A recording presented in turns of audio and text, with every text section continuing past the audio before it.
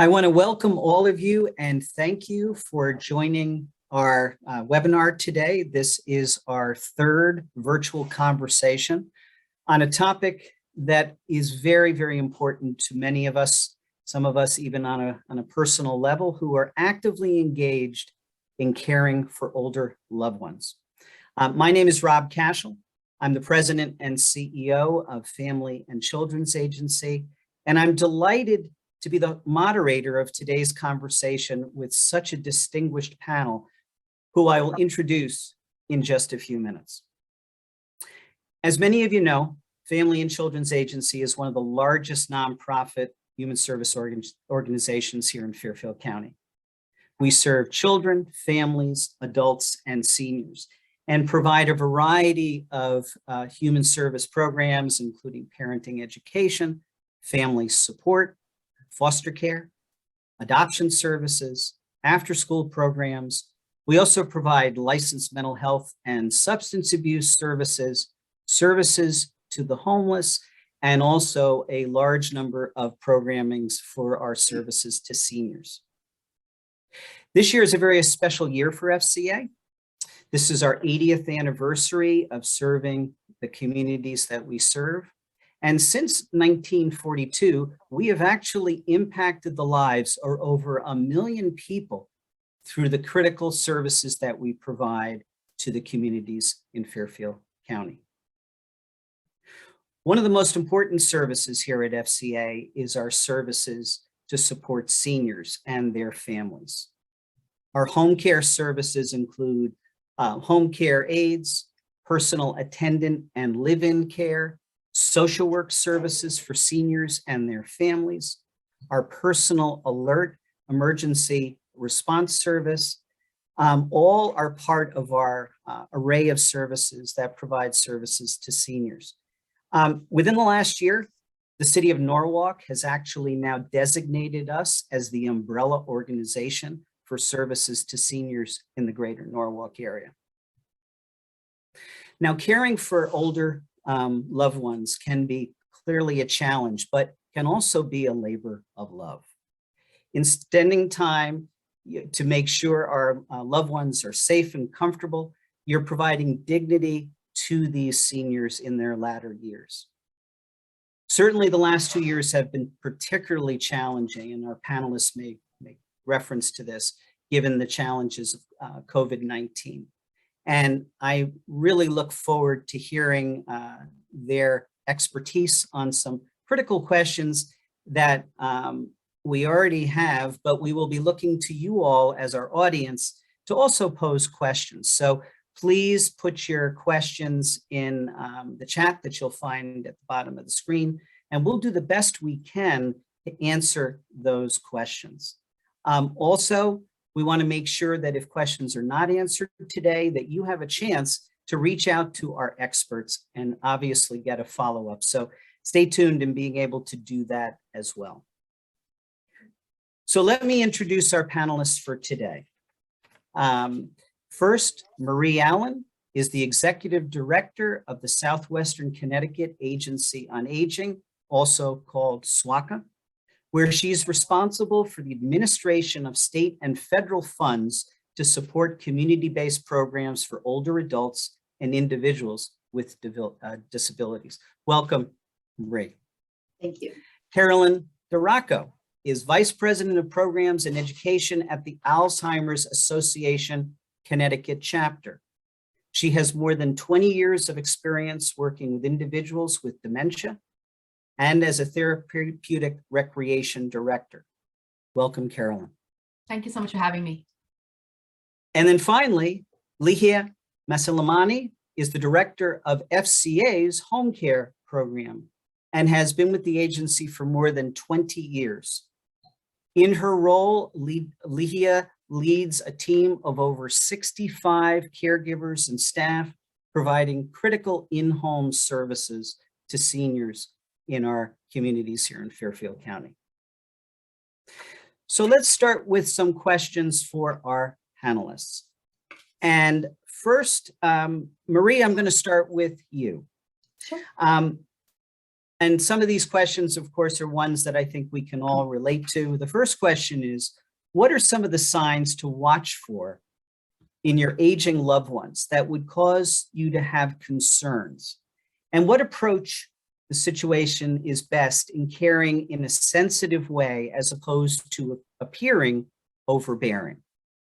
Great question, Rob.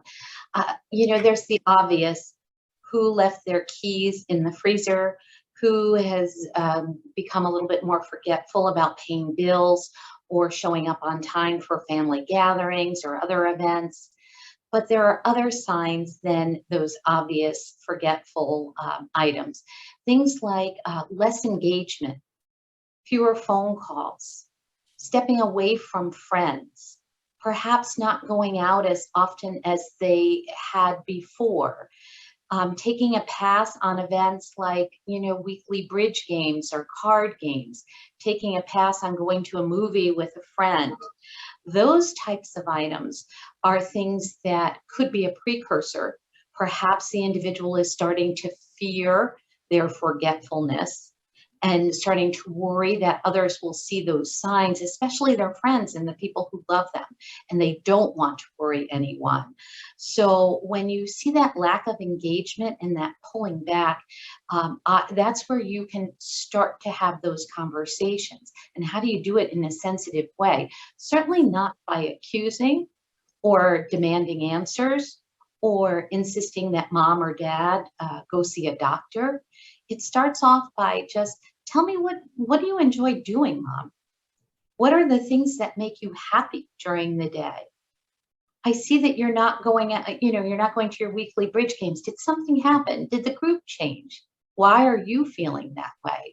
So really those open-ended questions that leave the information up to the individual so that they don't feel like you're accusing them of anything.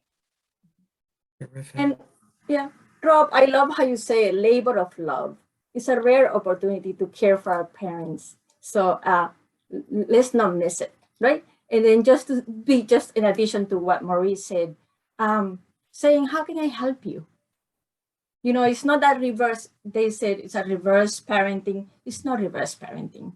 They are try to see if you can be a parent of your parent. It's not going to go well.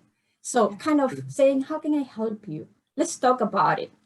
Who's going to care for you, Mom, when you get much older? So I think being sensitive to, they are losing the independence and they're having a hard time. Like Marie said, they want to hide that they forget, right? So Mom, I'm here for you. Dad, I'm here for you.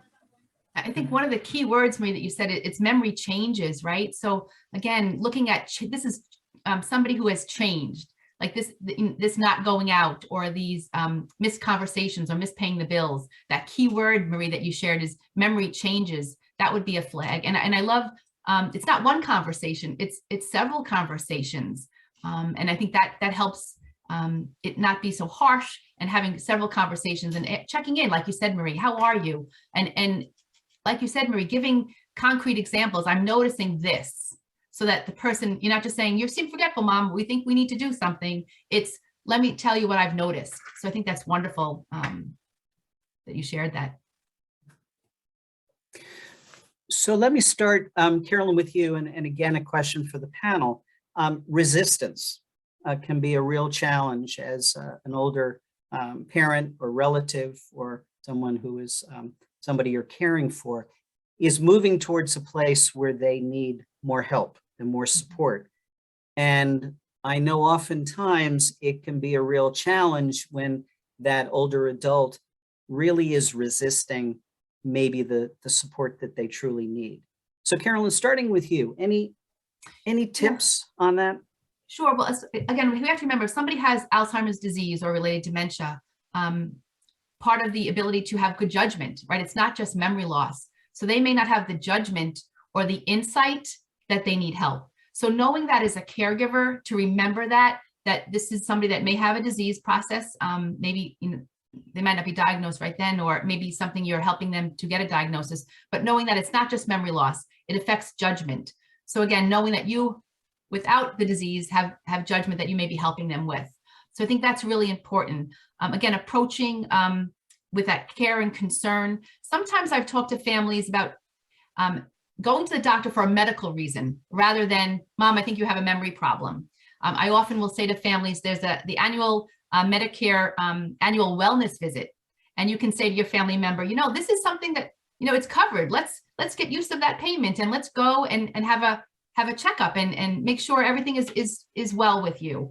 You can always also cue the doctor in that you're coming, let the doctor know some things that you're noticing so that they have a heads up before the visit. So I think that's really important.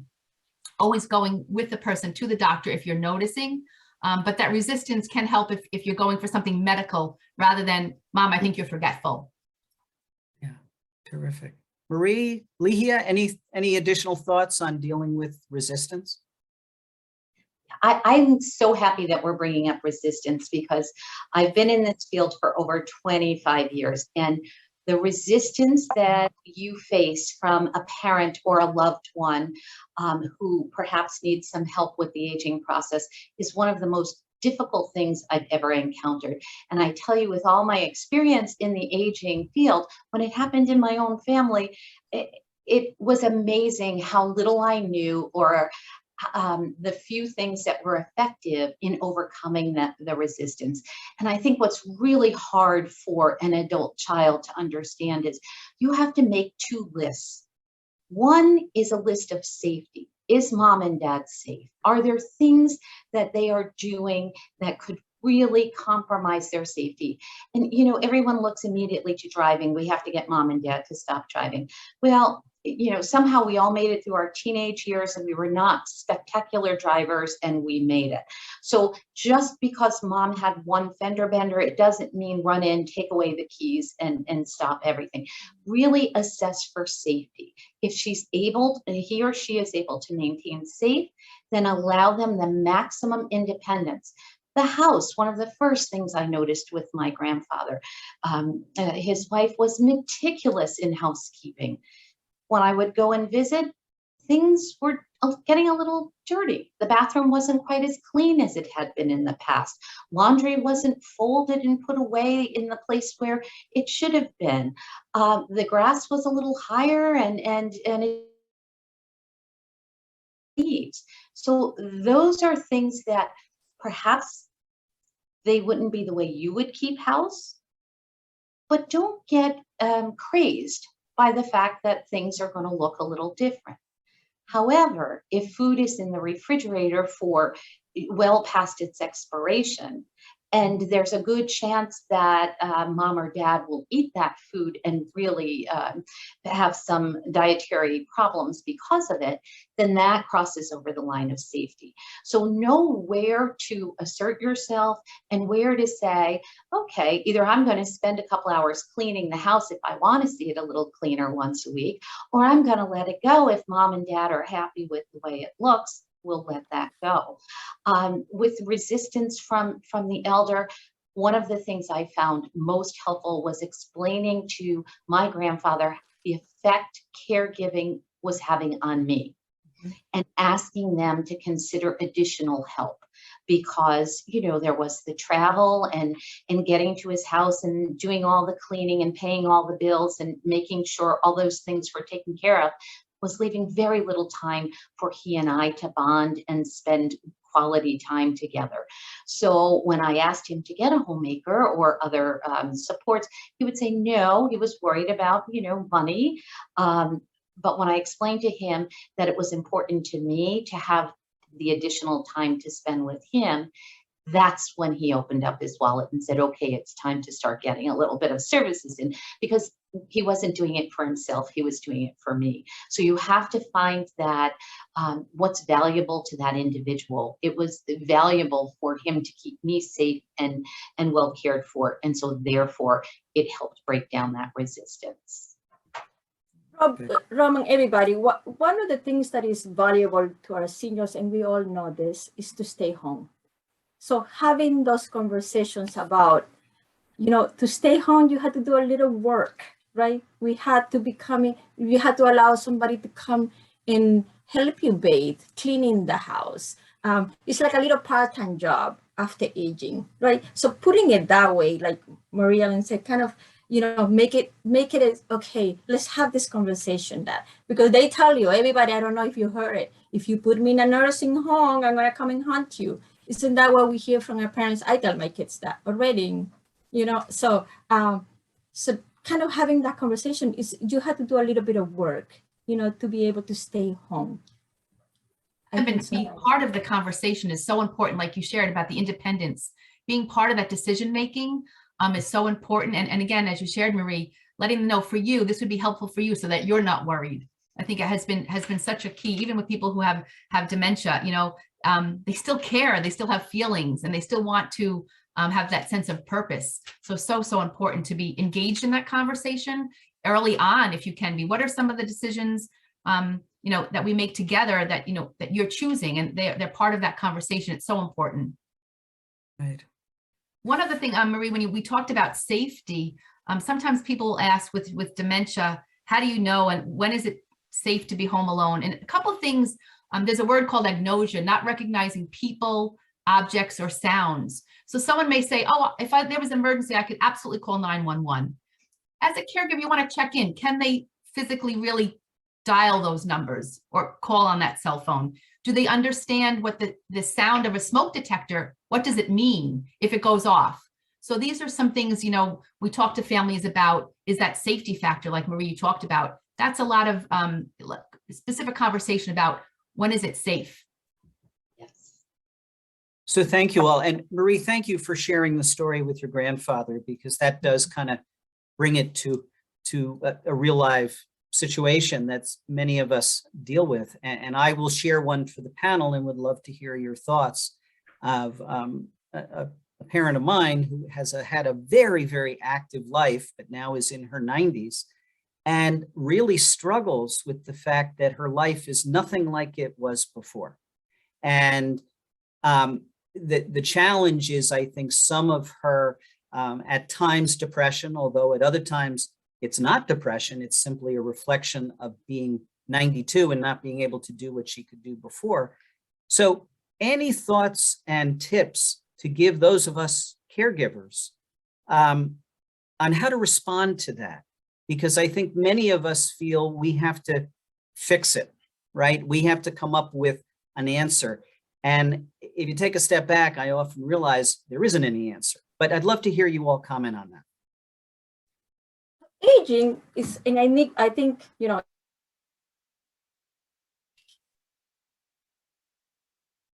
it's the age. Also us as adults. Is my mom getting shorter? Yes, they do lose 5 inches when the people do, when they say the little old lady, yes, it does happen, and I think aging is one-way transition.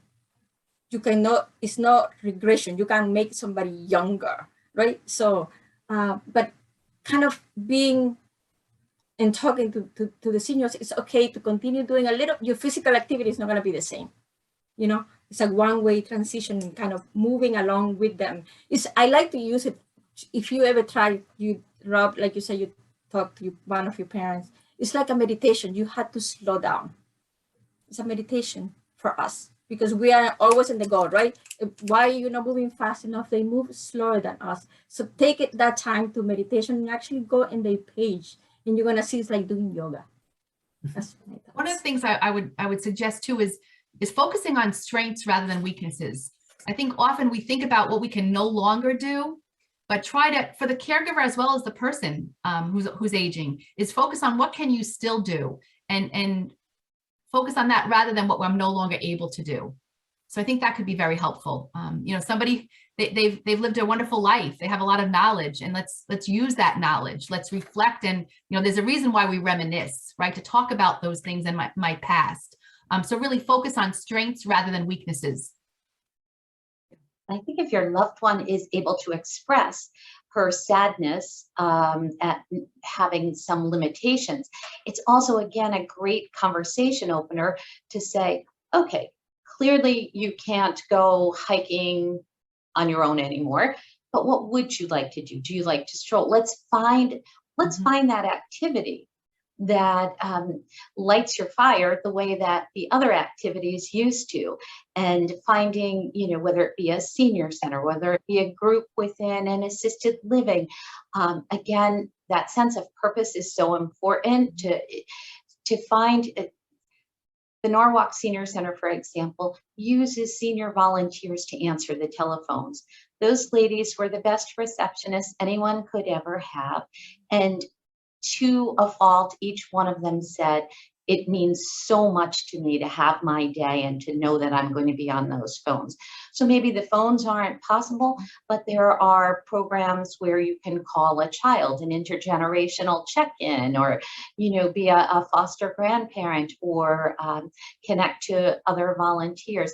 It's finding that thing that makes the person feel as though they're still getting part of their life that meant so much to them. I was corrected once, and I'll never forget this. I was talking about lowering expectations as we age, or if we have dementia. And someone living with dementia actually said to me, "I'm sorry, can you change that and use the word change rather than lower? I need to change my expectations of what I can do. Let's not have to say we have to lower it." And I'll never forget that. And I think when we work with seniors and aging population and people who are maybe losing some independence, if we're taking something away, say, for example, Maria mentioned driving. If driving becomes unsafe, before you have that conversation, if possible, what are you going to replace with now not driving? So instead of saying, "Mom, you're not going to go to church on Sundays anymore, you can't drive," say, "You know what, Mom, I'm going to pick you up and let's go to lunch afterwards. That would be a really nice day." So you're replacing something that you're taking. And as much as you can do that, that's helpful. It's not always easy, but the more we can do that, it's beneficial. Thank you all. Let me switch gears a little bit to something I know you all will have a lot to talk about, and that is family dynamics as it relates to caring for loved ones. And I will say right out of the gate that this has not been my experience. I'm an only child, so there are other issues that come up with being an only adult child. But I have seen experience with other friends that family dynamics among caregivers, where one caregiver or two don't agree with the thoughts of another caregiver, or there are one or more siblings who live in other parts of the country and wind up having very different attitudes and then come in and want to take over. I mean, you all know there are a whole host of issues that get played out when you're caring for an older loved one. So I'm curious to hear your thoughts on how to manage that for those families out there who all have the best intentions, but might be coming at it from a very, very different place. And I like how Caroline put it. Let's use the strengths. Rob, we serve a lot of families and we have seen a lot of family dynamics. I'm sure everybody in the panel has seen the family dynamics, and it's not because they don't care. So one of the conversations we do have to have with parents is who's going to be your caregiver. By that means your power of attorney. We have to define that, because that will also help you to kind of navigate, okay, this person will deal with mom's wishes on her health, and somebody else can deal with the finance piece. We all have strengths in a family. I come from a family of 10, right? So we all want to have opinions, and we all want to say, so kind of using the strength of each person and figure out who's going to do what. Because what happened to many of our families is that they don't talk to each other, and it's so hard to navigate the health. And whoever pays is really the parent, right? If you can get along with your sister because mom is saying that, but defining the power of attorney is a good start, because then you have to go through that person to be able to address issues and make decisions. Looking at the family gifts as well, like, so somebody may love to cook, so maybe can they be the one to make some meals and put them in the freezer? It may be somebody that's great at the checkbook. Can they take over the accounting? Somebody that is comfortable and with maybe some of the bathing or the ADLs, and so I get looking at the gifts of the family members and their strengths as well. I think could be helpful. I would add that sometimes it's too much for the family. It truly is.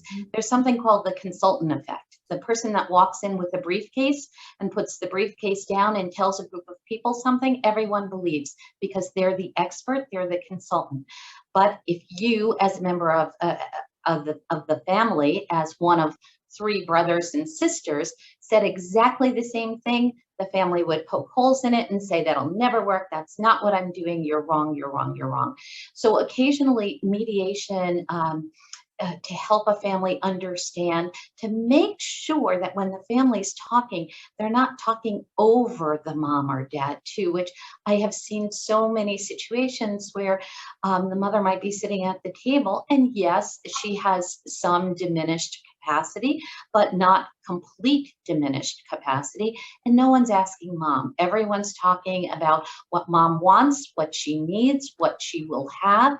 And no one says, Mom, what do you want? And occasionally that's what the other sibling needs to hear because mom has always been the peacekeeper. You know, if you had siblings like mine, we were very competitive. We were always at each other's throats. And although we have great relationships, we all have very strong personalities.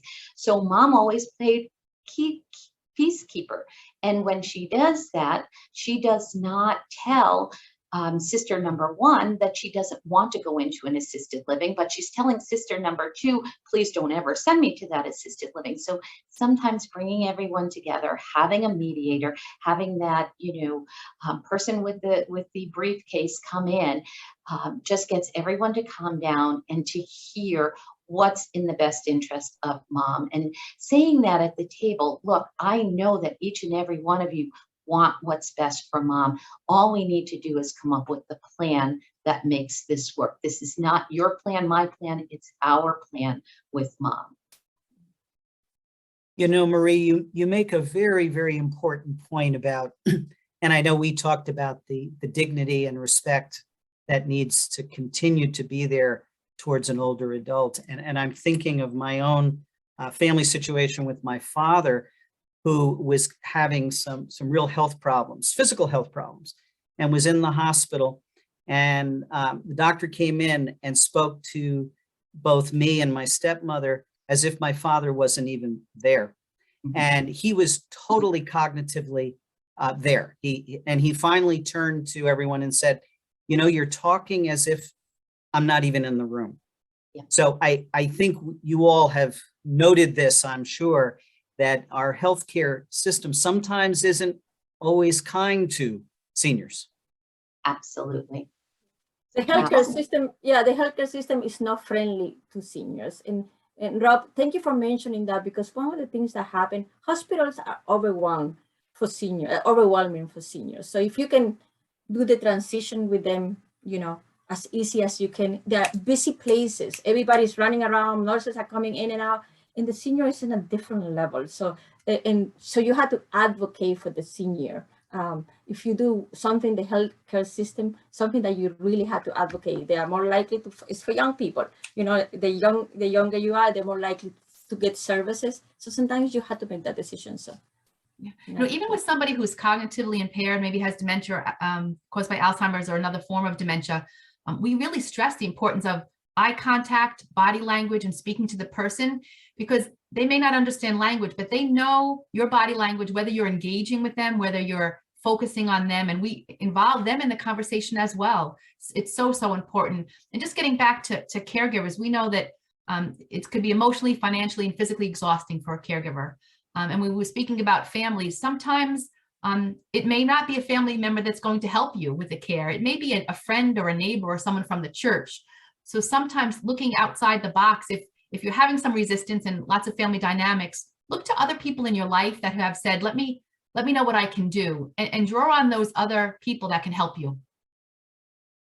So Carolyn, and all of you, but certainly asking you first, Carolyn, all of us who are in any kind of caregiving role may at some point confront the issues of somebody who is developing Alzheimer's or dementia. And I wonder if you could educate all of us a little bit on first some of the distinctions between dementia and Alzheimer's, sure. And then any thoughts in terms of where to go and where to get support as that process continues. So maybe starting with helping us all, because I think some of us are at times confused. What's the difference? Sure, and I get this question often. So we know Alzheimer's disease, this is not normal aging, right? So this is different type of forgetfulness. When we think about dementia, it is not a diagnosis. It is actually a group of symptoms. What are those symptoms? Well, memory loss, problems with thinking, reasoning, some behavior issues, changes in personality. So you have dementia symptoms. What's causing those symptoms? Alzheimer's disease is the #1 cause of someone to have dementia symptoms. So a doctor once explained this to me so brilliantly a few years ago. He said, you have a fever. So you have symptoms of a fever. I'm hot, I'm flushed, I may have a headache, I'm achy. So I have fever symptoms, but it could be caused by the flu, could be caused by COVID, could be caused by pneumonia, could be caused by Lyme disease. So different causes. So there's over 67 different causes of dementia. Alzheimer's disease is the #1 cause. So that's the distinction between dementia and Alzheimer's. How can we help? I think as far as the association, I want all you to know you do not have to go through this journey alone. 24-hour helpline, you can call us with any questions. I think the 2 important things for caregivers is education and support. Educate yourself about the disease and know that you do not have to do this alone. Find support services out there, whether it's support groups, educating yourself, even people living with the disease. Someone shared with me recently, she said, I was diagnosed, this is now 8 years ago, and she said, I'm not dying tomorrow. So how do I learn how to live well with this disease?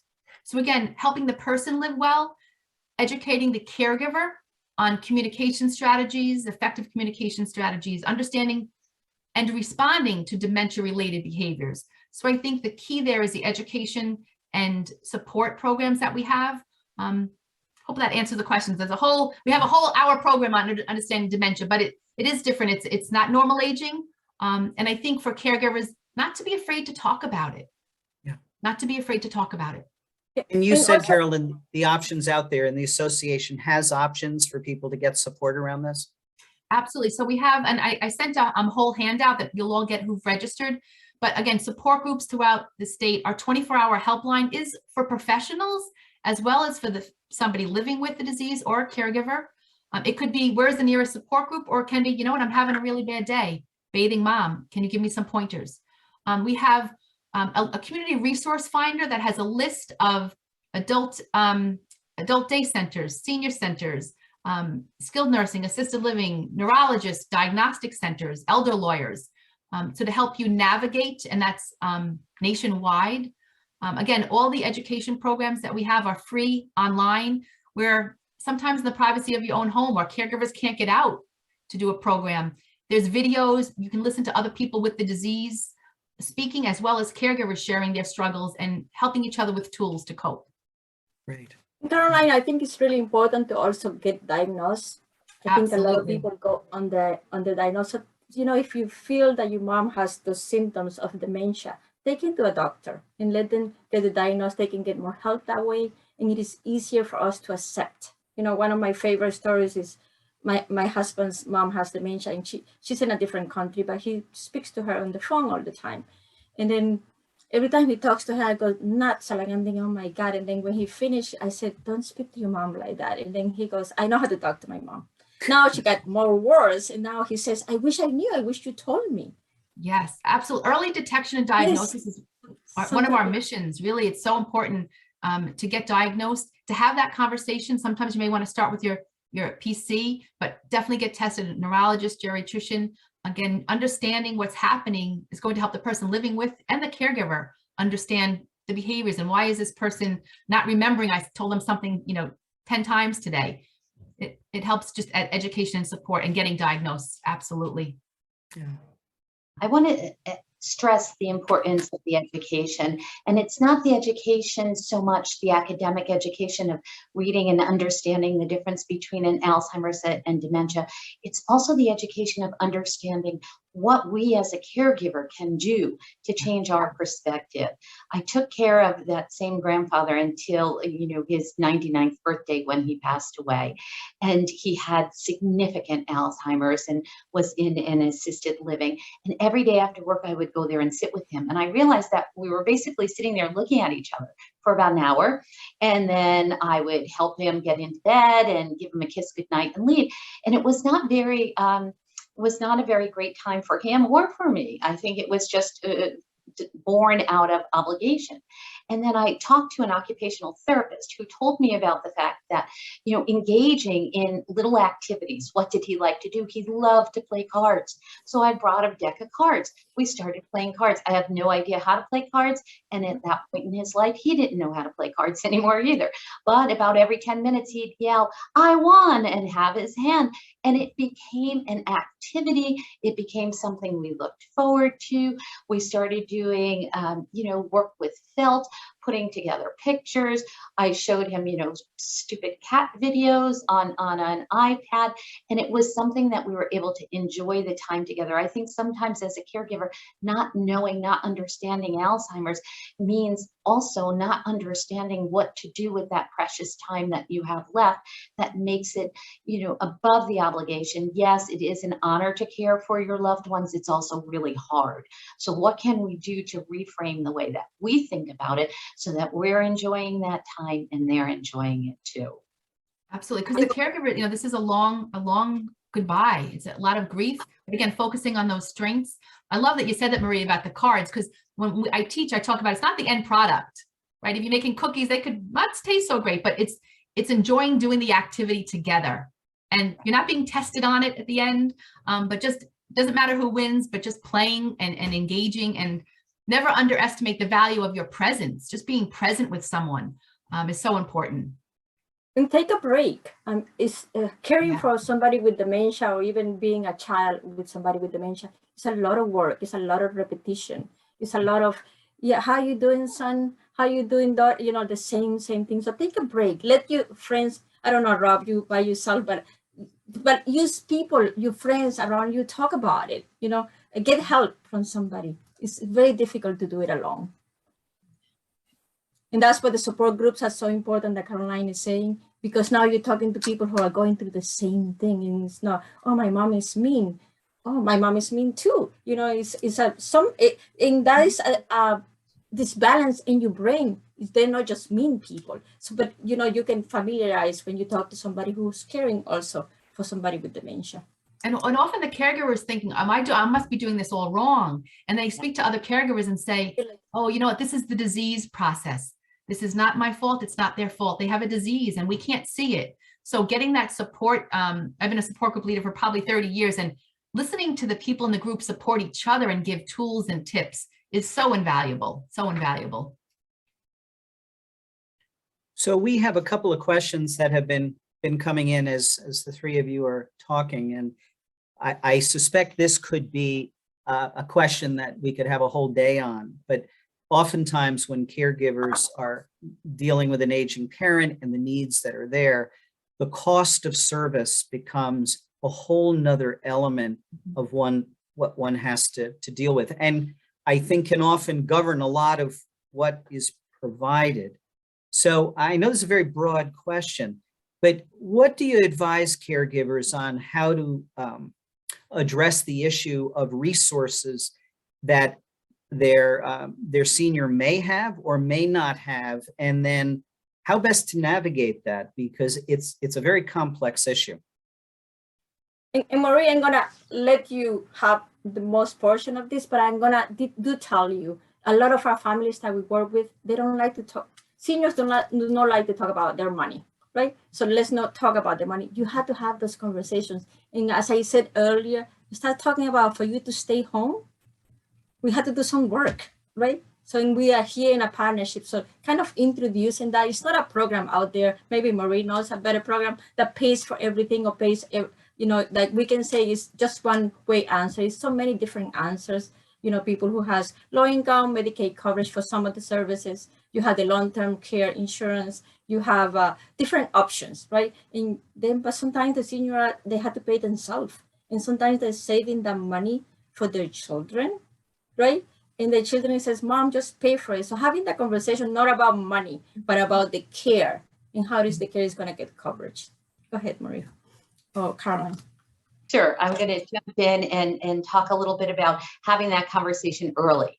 Don't wait until there's a crisis, because at the point of crisis, there's no time to plan.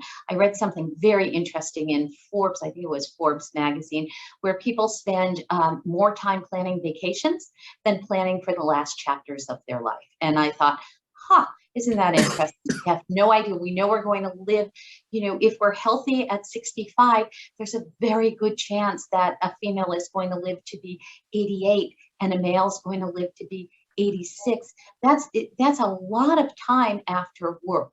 So how are we planning for that? And how are we planning for what in the last 3 years of life tends to be a time where we're going to need some type of supports, minimally, maybe just some help around the house, doing some heavy chores and homemaking, maximum types of care, skilled nursing care, and somewhere in between, which is what most people need, some help with custodial things like getting in and out of a bath. And remember the generation that today's 90-year-olds came from. They had no idea they would have this longevity, this incredible last chapter. So when they learned about Medicare, when Medicare was offered, Social Security came to be, people talked about having enough money to live 3 to 5 years post-retirement. Now we're talking about having enough money to live for 30 years post-retirement. People assume Medicare is going to pay for things. Medicare pays for medical interventions. Medicare does not pay for long-term care. So if physically I'm unable to get in and out of a bath, I'm unable to dress myself, I'm unable to prepare meals and eat them, I need that assistance, but do not want to go into a nursing facility. How do I pay for it? And the idea that our assets are there to go to our children, it's a lovely concept, and whatever's left, by all means, should go to anyone whom you deem worthy of your savings. But before that, your money is there to support you, and you can support yourself in your home by creating a care plan for yourself that might include daily companionship, a bath from a home health aide or a personal care assistant, and some homemaking services, and maybe even a monthly nursing visit.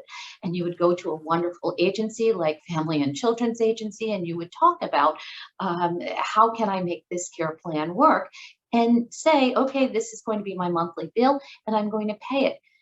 If you forego that because you don't want to spend that monthly amount, and then slip and fall in the shower and end up in a nursing facility, the nursing facility is not going to give you an option for payment. It is a business. It is, a healthcare business, but it is a business, and you will pay for their services. In Fairfield County, that's about $450 a day. At $450 a day, your dollars go very quickly. Typically, a care plan in your own home costs about 1/3 of that. And it also allows you to pick who your caregivers are. You can interview your personal care attendants. You can make sure you have someone who meshes well with you and your family and your needs. As you're spending down, people worry, well, what happens when I run out of money? That's where the government steps back in. And there's something called Medicaid, not Medicare, but Medicaid. And when a person exhausts their assets, their resources, in Connecticut, we're very fortunate to have something called the Connecticut Home Care Program for Elders. It's a Medicaid waiver, and it will assume the cost of your care in the home. It's very complicated to apply, and there's so much information that I can give you, but I'm going to save that, and there are some resources that we provided that will help you navigate it, and we will strongly encourage you to call your area agency on aging and learn more about it and understand how to begin that planning service. The last thing I want to mention is there are a couple of programs that can help you prolong your time in the community and extend your own personal resources. There's a Connecticut statewide Alzheimer's respite program. I think Ligia mentioned the importance of self-care for the caregiver. What this can do is offer you 1 day a week where for 4 hours, a highly qualified attendant will come in and stay with your loved one and give you an opportunity to go to your doctor's appointments, the hairdressers, do a little shopping, maybe have lunch with a friend, do something that isn't related to caregiving. It can also pay for a day of adult day center. So in Norwalk, we have wonderful Elder House and River House in Stamford and Grasmere here in Bridgeport. These adult day centers are opportunities for an older loved one with cognitive deficits to enjoy a day with others and spend the day doing some wonderful activities. So these programs will pay for your loved one to have the supports, and they do not require your loved one to spend down to a Medicaid level. So there is information that will come to you. I encourage you to use those resources. There are fabulous ways of keeping your loved one at home and helping to relieve some of the daily burden for you.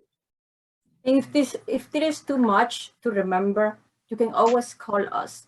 You know, any of us will help you with that. We do that in a daily. We help people to get to the Connecticut Home Care program. We help people to kind of navigate. How do we do this best? How we can extend our money? So just give us your number, your email, and then we'll get in touch with you if you have questions. Financially, is a piece that it's difficult because it's not. And each individual has the unique case, the unique money.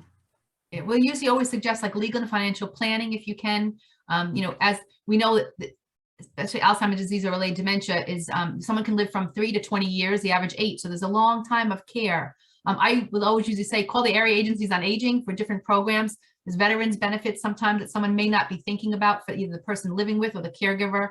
The Alzheimer's Association also has a $500 respite opportunity once a year, $500. I know it's not a lot, but I remember someone telling me once, when I wake up Monday morning, I know that on Wednesday, my husband's going to have care. And she got through the week knowing there's that one day. Sometimes the caregiver, because we know sometimes as caregivers, if your caregiver's out there, you're not taking care of yourself, right? Are you going to the doctor? Are you exercising? Are you eating right? Are you sleeping? So again, the importance, we talked about a respite, taking care of yourself is so important. So even if it's an hour or two, whatever you may need, it's so important to take care of yourself and have that time.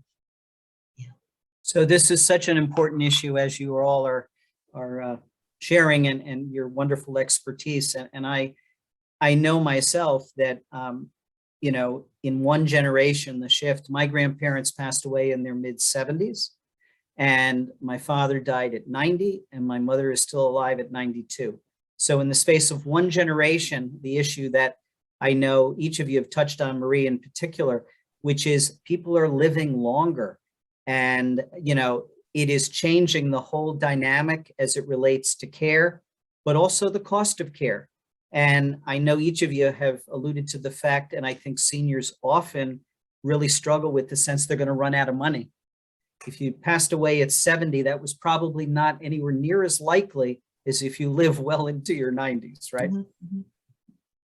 So let me switch gears a little bit. A question came in from one of the people who have tuned in, which is about the importance of exercise for seniors, which can be challenging because as you're aging, your ability to exercise as you did when you were younger is not the same. Any tips on ways to encourage seniors to stay active in the way of exercise and just general health? One of the things where I'm actually allowed to say this, 2012 was the first time I could talk about prevention. So even though right now there's not a cure for a disease, what's some prevention? So heart healthy diet and exercise is something I can talk about as lowering risk, right? So not totally preventing, but lowering risk. So think about some simple things that you may do in a chair, like chair yoga, chair exercises, maybe parking a few spots farther from the grocery store. So you're walking farther to get into the store. If you are safely still able to do stairs, maybe take some stairs, always safety first. but going on walks. I have a couple that shares each night that they dance. They put music on and they dance in the living room before they go to bed at night. What wonderful exercise. It's a way to stay connected using lots of sensory with music. But think some of those things that you may not think of exercise are really exercising, but they're more joyful and you can kind of fit them into your routine. Anyone else want to share? Yeah. But Rob, we talk at first is staying home. It's a little part-time job, right? That's part of it. Being active. If you're active, you're more likely to stay home. So if we talk to a senior like that, if you're active, you get up, you could go for walks, you're more likely to be home, because if you're inactive, you're more likely to fall. Most seniors go into a nursing home because they had a fall. And then they go to the hospital, they go to rehab, and then they end up in a nursing home. So that's a good conversation to have with them. Let's be active. Let's go for a walk, mom. Or go for a walk with a caregiver if they have a caregiver at home. A lot of families have caregivers from agencies like ours. And then the caregiver goes there and mom is watching TV the whole time. So kind of, drop in and say to the caregiver, take mom for a walk. Bathe, when they bathe, and make sure that she whatever she can do by herself, let her do it. Don't do it for her. Mm-hmm. Marie. Terrific. So you all have made reference to the importance of self-care, and a question came in from the audience about hearing a little more about what can caregivers do to make sure they're caring for themselves as it relates to, because obviously you all know so well, it can be very challenging to, whether it's every day or every other day or once a week, whatever it is. So any thoughts on how caregivers can make sure they're caring for themselves and how best to do that? I think not to be afraid to ask for help. Again, educating other people. I believe that people want it, so especially someone with dementia, sometimes it could be a scary thing. People are not educated, they don't know about it. So trying to educate others, but they may not know what to do and they don't want to be insulting, right? They don't want to come and do the laundry or cook. So I have an assignment that I'll ask you to all do. It's called a reverse giving list. So on one side of the list, write 5 things down that you wish you had time for. It could be going for a walk or taking a shower by myself without worrying. And then on the other side of that list, write down 5 people in your life that have said, let me know if you need something. Because we all hear that, let me know I'm here if you need anything, but we don't follow up. Follow up on that list. Think of that person, whether it's from your church or your bridge game or your neighbor that's saying, let me know what I can do. And then look at that other list. It may be, you wish you had time to cook some meals. You wish somebody could come over on Saturdays for 2 hours so you can go grocery shopping by yourself. And then in my experience, both of you could probably share as well, somebody likes to have a tangible task that they feel like they can accomplish to help you. So that's going to help the person be able to help you better. And I think I found that very helpful in our support groups and with caregivers, actually having a list and giving somebody a specific job to do. I think participating in support groups is big, Rob, and they just don't have support groups for people with Alzheimer's. They just have support groups for people that have parents that are aging. A lot of assisted livings actually give you dinner if you go to support groups. We're gonna share some resources and stuff that at the end. But that's a good ones if you check your local assisted livings, because they try to get you business. They have a lot of stuff giving for free. They give you wine. That's a good one. And then you talk to other people about caring for seniors. What does that mean? But also educate yourself. Marie says educate. I think the more education you have, the more at ease you are going to be when caring for your seniors. That's a great point. You're scheduling so many appointments for your loved one, maybe for the doctor. Make sure you don't forget to schedule those for yourself. You want to take care of your mental health as well as your physical health too. And I think, finding those ways to enjoy the time that you're spending caregiving, but also not harboring resentment. There's always, in that multi-sibling situation that you mentioned, Rob, there's that one sibling who's doing the lion's share of things and the other 2 that maybe are writing a check. And you often find that the person who's doing the physical care is like, why is it always me? I wish I could just sit at home and write a check. So it's having those conversations, making sure that your other siblings are hearing you, making sure that the person you're caring for is helping in their own way, either using their assets to give you that 1-day break, make sure that you're taking care of your mental health too. Because I've seen so many caregivers burn out, not so much on the physical work, but really on that mental health and that feeling of resentment, which is not what you want. And if that's your role, if each one of, when you have siblings, each one takes a different role, right? So if the role is that person who's caring for mom or is with mom at all times, if you're one of you are here in this conversation and you're not caring for your mom, give that person a break. Yeah. Because that person needs a break. Even if she says, no, I don't need a break, I'm fine, I know how to deal with mom. Give her a break. Just say, go shopping. I'm gonna stay with dad or mom today. So I think that's helpful. Like you said, accepting that help and taking different roles. Yeah. Even if you're, I recently was taking care of my mother in Florida. In Connecticut, so I went to Florida, and my sister couldn't come at the same time as me because she was working. And she sent me a text every morning and thanked me. And I cannot tell you how much that kept me going. And I'm like, I'm not really doing much. She goes, no, but just know how much I appreciate what you're doing. So again, that meant a lot. She couldn't come, but she acknowledged and recognized, and that got me through some of the, the long days, to know that every morning, I just want to let you know I'm here. And at night, thank you again for all you're doing. So again, sometimes just thanking the simple things, right, can really, really mean a lot. So I'm noting that we are coming to the end of our time, and thank you all so very much for what you provided. One final question as we kind of come to the end of this virtual conversation, because we've talked a lot about the whole process of aging and the need for, at times and at some point, needing outside help. How do you know, and this is a big question, but how do you know that you're getting the best care? I could answer it very quickly by saying everyone should call one of the three of you. But beyond that, I mean, there's so many options. There's private, for-profit, there's nonprofit. Somebody facing this, how do they know what's the care out there that's the best for their parent or loved one? I'll start, and then I'm sure everyone else will jump in. But it's sometimes not about the overall agency as much as it's about the match between the person going in to support mom and mom. There has to be chemistry. There has to be an understanding. There has to be a feeling like they're partners in their care, because very few of the older adults want to feel like someone's there to babysit for them. So any time you can find someone who has similar interests, perhaps the same cultural background, and is excited and enthusiastic, the best matches are those that work for both the caregiver and the care recipient. Now, something that many caregivers do is once they get care in the home, they think their job is done. Your job is just beginning.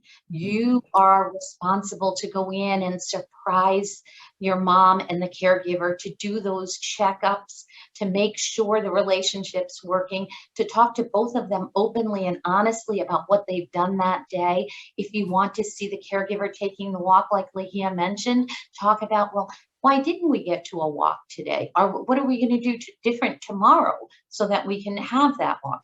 It's really the family caregiver must remain engaged in the relationship between the paid caregiver and the family member. And if it's not working, that's when you reach out to someone like in Ligia's role at the Family and Children's Agency and say, I'm just not happy with the match. Let's try someone else. And sometimes it takes 2 or 3 times to find that right match. But once the chemistry's there, my goodness, the caregivers become as much family as you and I. Yeah. Don't be afraid to advocate, and we have a whole list. If you call our 800 number about questions to ask home care, questions to ask assisted living, don't be afraid to advocate. This is what I'm expecting. This is what I hope you can do. And your loved one the most. You don't, as Maria, I love that you said that you don't give up caregiving. You're still the #1 caregiver. You've had that history with them. So share with whoever it is, their likes, their dislikes, their habits of a lifetime, what brings them joy, what gets them upset. share with them so that experience can be better. And it's okay to ask questions, and it may take a few people to get through, but don't be afraid to advocate and say, I'm hoping that you can do X, Y, and Z. Is this something you're comfortable doing? I always love that phrase, you have to inspect what you expect, right? Yeah. So check in. And I know we are running out of time. So the best care that we have provided for our family is when the caregiver that is involved. Yes. The child is involved in all the in all the venues, and they don't have to be involved all the time going into the house, but they can just make a phone call, check with the caregiver, and they give the caregiver their phone numbers to call them that they are available. Well, listen, Sorry we about have that. come to the end of our time, and I cannot thank the three of you enough. I will tell you personally, I have learned a great deal from this call, and I hope those who have been able to tune into this virtual conversation feel the same way and are really leaving with some important tips. As we have said, resources will go out to people to be able to connect on other questions as a follow-up. And again, thank you all so very much. Critically important topic. Sooner or later, we will all be facing this, if not as an adult caregiver, but ourselves. So I want to thank you enough. And for those who are tuning in, stay tuned. We will be doing another virtual conversation on another important topic, probably in a couple of months. And again, thank you all so very much for joining us today. Thank you, Rob.